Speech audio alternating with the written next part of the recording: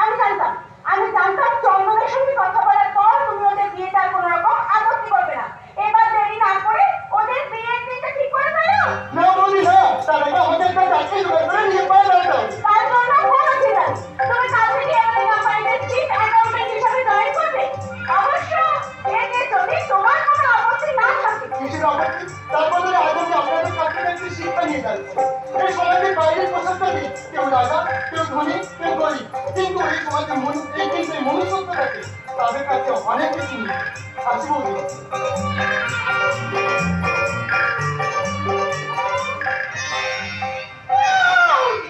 আমি জানতাম জানো তোমরা কোনোদিন আমার কোনো স্বাদ অপূর্ণ রাখবে না। সেই জন্যই তো ভগবানের কাছে প্রার্থনা করি এসব টাকা পয়সা ধন সম্পদ সবকিছু কেড়ে নিলেও তিনি যেন তোমাদের ভালোবাসা সর্বটা আমার বন্ধুকে কোনোদিন কেড়ে না নেয়, কোনোদিন না। জীবনে সেই পুরোনো দিনের কথাগুলো খুব মনে পড়ছে। গরিব ঘরের ছেলে আর বাবা মা মারা যাবার পরই ছোট্ট বোনটাকে মানুষ করার জন্য শিলিগুড়ি টাউনে রাস্তায় ঘুরে ঘুরে গান গাইতাম।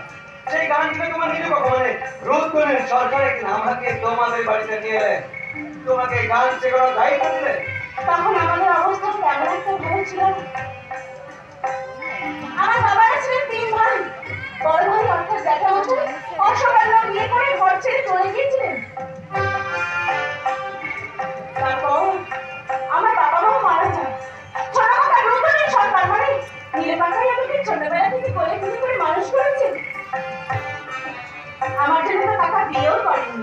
তারপর নিজের চেষ্টা আর পরিশ্রমে বাড়ি গাড়ি কারখানা কত কি করেছে। তারপর আমরা দুজন দুজনকে ভালোবেসে ফেললাম।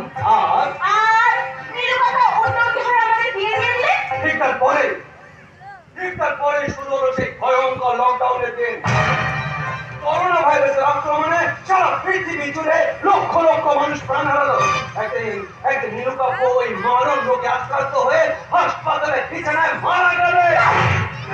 বিশ্বাস করি না, আমি কিছুটা বিশ্বাস করি